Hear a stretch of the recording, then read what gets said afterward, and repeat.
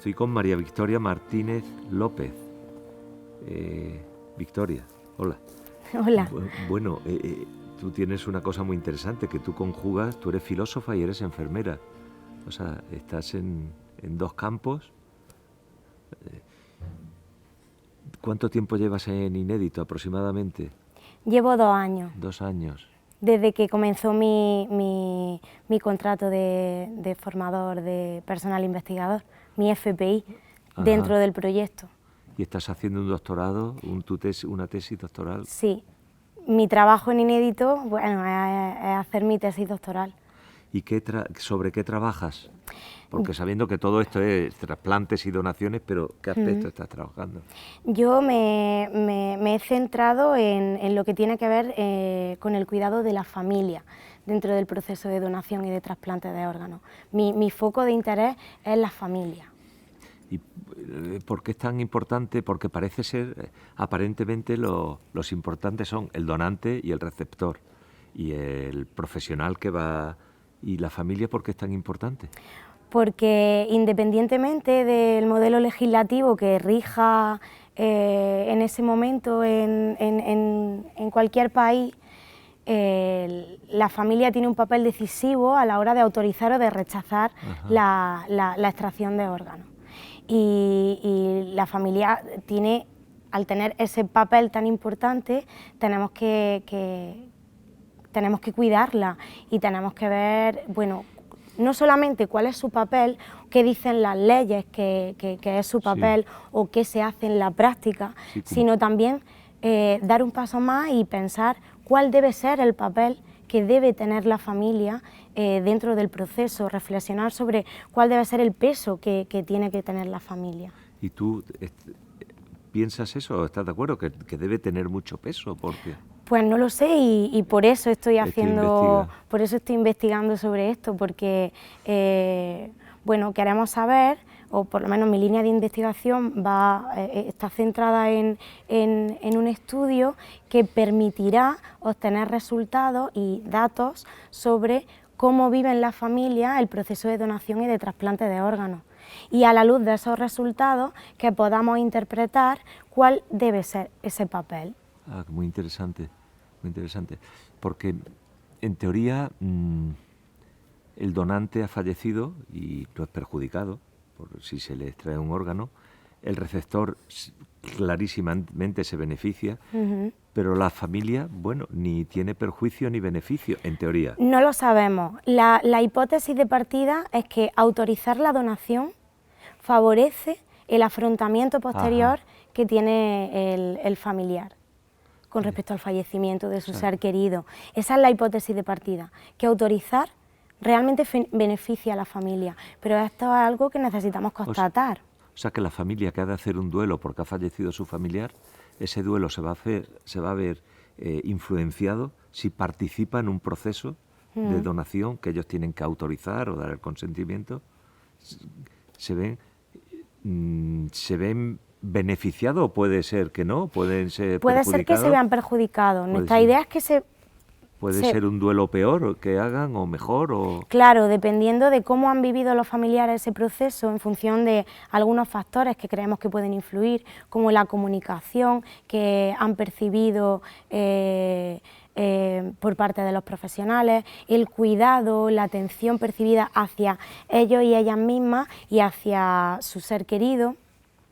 Y bueno, creemos que todos esos factores pueden hacer que esa vivencia, esa experiencia que han tenido en el proceso de donación y de trasplante puede influir de forma positiva o también de forma negativa, esto es lo que vamos a ver, en la elaboración de su duelo. Y podríamos decir que si tienen un duelo mejor o un duelo menos patológico o un favorecimiento de la elaboración de su duelo, se podría decir que no solamente se beneficia a los receptores, sino que también, además además de que la donación beneficia a los receptores, podría beneficiar también a los familiares. Y esto puede tener repercusiones éticas, a la hora de decidir o de poder establecer cuál es el papel que debe tener la familia. Pues igual la familia debe tener más peso, debe tener todo el peso. Entonces estaríamos en concordancia con lo que ocurre en la práctica, que es que la familia tiene full decisional authority. Esto quiere decir todo el peso, toda la decisión.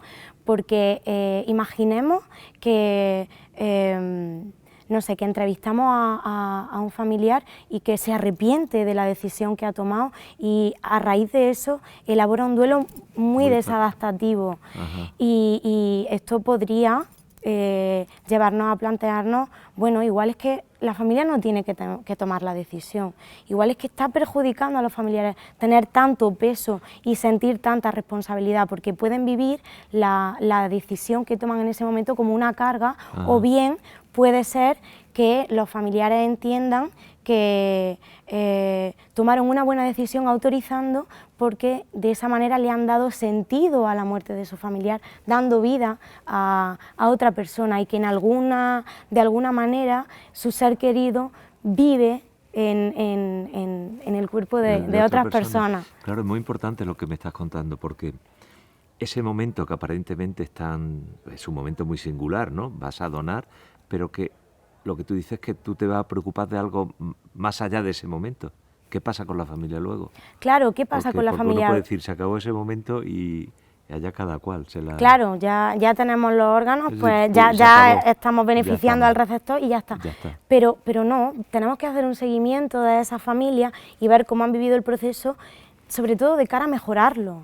Mejorar la atención, conseguir una excelencia en la atención, no solamente la mejor calidad de órganos para los receptores y que eso se traduzca en vidas salvadas, sino también en vidas mejoradas. En vidas mejoradas. En vidas mejoradas de la familia, o sea, que se queda. Que vas a tratar de justificar, si lo ves justificable, la intervención, o sea, el papel tan importante de la familia. Claro. Porque si este momento fuese de manera sistemática perjudicial para la familia, pues habría que recomendar que la familia tuviera un papel menor. Claro, o un papel meramente consultivo, pero que no tomen la última decisión, o una manera de registro de las últimas voluntades de la persona que sea legalmente vinculante y que no haya que consultar a la familia. En realidad, lo que dice la ley es que la familia tiene un papel consultivo. Sí. Que la familia lo que hace es expresar las voluntades de la persona, pero en el caso de que se desconozcan, jamás se va a extraer los órganos de una familia que no da su autorización. En contra de la familia. Claro, en contra de la familia jamás se van a extraer los órganos. O sea, la familia no es el enemigo. No, para nada, para nada. La familia no es el enemigo. Al revés, la familia es una herramienta de consulta, una herramienta de información para conocer los deseos de la persona fallecida. Pero también tenemos que ver, bueno, cómo estamos utilizando esa herramienta, cómo repercute esa herramienta en los familiares y cómo viven el proceso para poder mejorarlo y para poder llegar a una excelencia. No solamente España, que no solamente sea reconocida por la alta tasa de autorizaciones, sino también por su excelencia en el cuidado de la familia. Es importante, ¿eh? Sí, porque, claro, aquí el problema es que con el deseo de que haya una mayor oferta de órganos, descuidemos todas estas. Que es súper importante, porque hay escasez que igual podemos llegar a la conclusión de que, bueno, aunque las familias se vean perjudicadas, aún así nos compensa. Sí. Porque eso se traduce en más vidas salvadas. A esa conclusión también podríamos llegar. Pero desde luego lo que está claro es que hay un aspecto muy importante, unos actores muy importantes dentro del proceso y que esos son los familiares y que merecen ser objetos de estudio.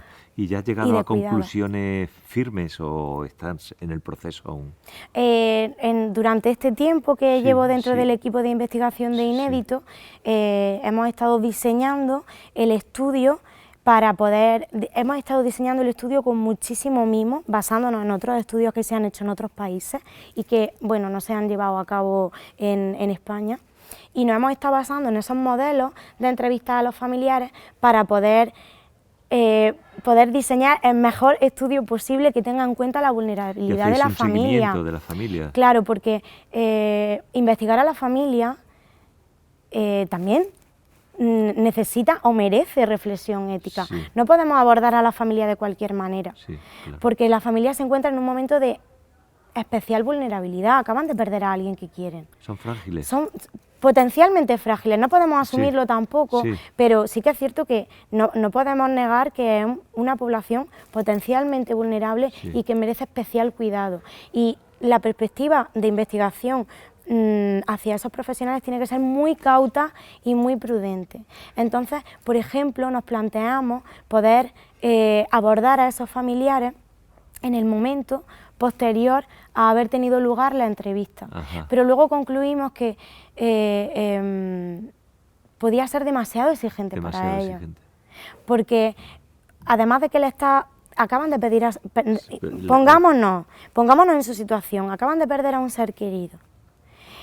Y ya además se le están pidiendo cosas. Se le entrevista para explorar cuáles habían sido los deseos de la persona fallecida y si quería ser donante. Tienen que enfrentarse a la toma de decisión, que al final es una decisión muy importante porque estás decidiendo sobre el cuerpo de otra persona, de tu ser querido, con las implicaciones y los valores que eso conlleva en relación al concepto de la muerte, a la integridad del cuerpo. Todo eso hace que la decisión sea tremendamente difícil. Y pedir a los familiares, además, en ese momento, que participen en una investigación para mejorar todo el proceso, podía percibirse como demasiado intrusiva, ¿no? Incluso podía ser contraproducente para la propia metodología de la investigación, porque si estamos midiendo la calidad de vida en función del duelo, probablemente en ese momento ni siquiera se haya iniciado el duelo. Entonces, ni siquiera podríamos recoger datos de esos familiares en ese momento. Entonces, pensamos, y basándonos en otros estudios que lo han hecho así, pensamos que lo mejor era entrevistar a los familiares cuando ya se haya iniciado el proceso y cuando no tengan que estar pendientes de, bueno, ahora, ¿qué asuntos tenemos que tratar? Pues tenemos que hablar con la funeraria, tenemos que darle entierro, tenemos que despedirnos, tenemos que avisar a los familiares que están lejos. Es que son muchas cosas. Muy cargado es un momento muy cargado. Entonces decidimos que lo mejor era entrevistarles al mes. Qué bien. La primera entrevista que fuese al mes. Y al mes de haberse producido el fallecimiento, sí que se puede establecer una comunicación con esos familiares para que nos expliquen, bueno, o nos cuenten cómo ha sido su experiencia en el hospital, cómo lo han vivido, cómo se han sentido tratados, cómo ha sido el cuidado tanto para ellos y para ellas como para su familiar que ha fallecido. Y también se intenta recoger en esa primera entrevista todos los datos sociodemográficos que pudiesen influir en que ese duelo pueda elaborarse de una manera más adaptativa o menos.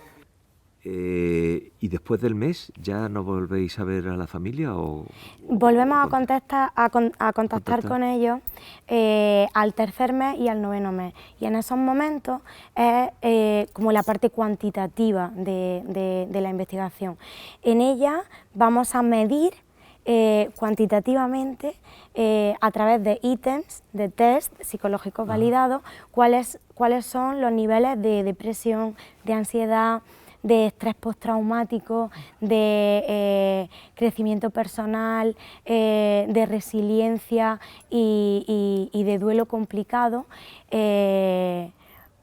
Y los medimos al tercer mes y al noveno mes para poder tener una comparativa entre lo que hemos recogido al tercer mes y lo que hemos recogido al noveno mes para ver la evolución, porque el duelo es un proceso. Sí, el duelo es un proceso, no es algo puntual y hay que ver su desarrollo en el tiempo, no se puede medir en un momento determinado, hay que medir cómo ha sido la evolución de ese duelo. Y también decir que tanto al tercer mes como al noveno mes se vuelve a contrastar con los familiares que quieren seguir dentro de la investigación, porque igual no les apetece seguir hablando de eso, igual fue tan potente para ellos y para ellas la primera entrevista que no quieren seguir que no quieren seguir participando en el estudio. También es una manera de poder tener feedback de cómo está afectando nuestro propio estudio a los familiares, porque ya que son unos familiares que pueden estar en una situación especial y de muchas dificultades y con una carga emocional fuerte, lo último que queremos, por supuesto, es perjudicar a los familiares. Los familiares son el objetivo del cuidado, ¿no? Son un objeto de investigación, pero también hay que acercarse y aproximarse a ellos con mucha cautela. Bueno, veo que, o sea, que tus dos disciplinas de las que proviene de la filosofía de la enfermería se conjugan aquí, ¿no? El aspecto ético y los cuidados de enfermería, ¿no? Sí. El cuidar eso me parece magnífico. Pues muchas gracias y te deseo suerte en tu investigación. Nada, que vaya bien. Gracias, Victoria. Muchas gracias, Jesús. Hasta luego.